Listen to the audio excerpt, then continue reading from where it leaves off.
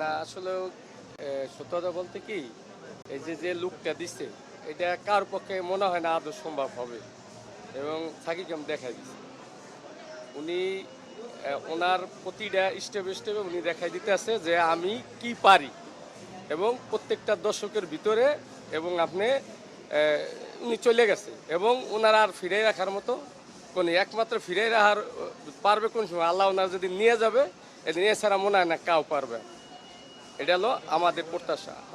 International মানে আরও আগে যদি আমাদের দেশ ছাইরা যদি অন্য যদি ইন্ডিয়ার মতো জায়গায় ওনার মতো জন্ম হইতো, তাহলে আমার মনে হয় সারা বিশ্ব নিকাপ হইতো।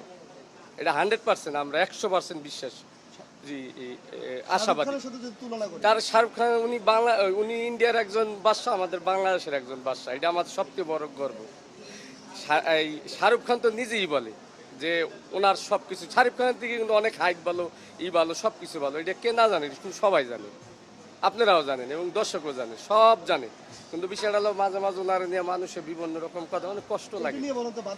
বাজে কথাগুলো বলে এইগুলা বলে কারা, যারা এর হলো দুশ্মন, মানে এর ভালো যে না চায়, এরা এইগুলা বলে। এইগুলা নিয়ে আমরা কোনোদিন কোনো মাথা ঘামাই না। কেন সাকিব খান সাকিব খান আর উদ্যোগে উনি আগাই যাইতেছে, আরো যাবে ইনশাল্লাহ আমাদের দোয়ায়।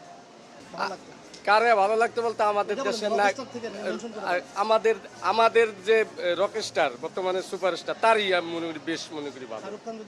শাহরুখ খান এখন ওনার অনেক বয়স হয়ে গেছে, এখন আর ওনার ওরকম কোনো আমরা পাই না। উনি এখানে বিভিন্ন বিজনেস নিয়ে ব্যস্ত। উনি এখানে ওনারা হলো বড় একটা ইসের দেশেরই, এই জন্য ওনার বেশি আকাঙ্ক্ষা। এই জন্যই তো আগে বললাম, যদি সাকিব খান যদি ইন্ডিয়ার মতো জায়গায় হয়তো সারা বিশ্বকাপ হয়তো, সারা বিশ্ব, এটা আমরা 100% আশাবাদী।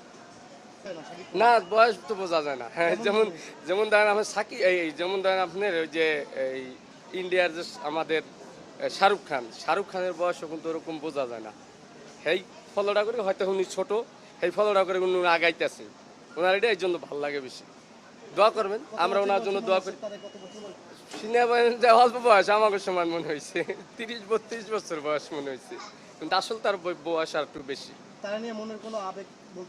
আবেগ বলতে তারা নিয়ে যে সঙ্গে ওই যে মানুষের টল করে তো অনেক কষ্ট লাগে ভাই, অনেক কষ্ট লাগে ওই সঙ্গে, বুঝছেন। তারপরেও আমরা ওই যাক, এটা যে তারপর তো উনি জব দেয় না, এগুলা এটা হলো ওনার কেরিয়ার।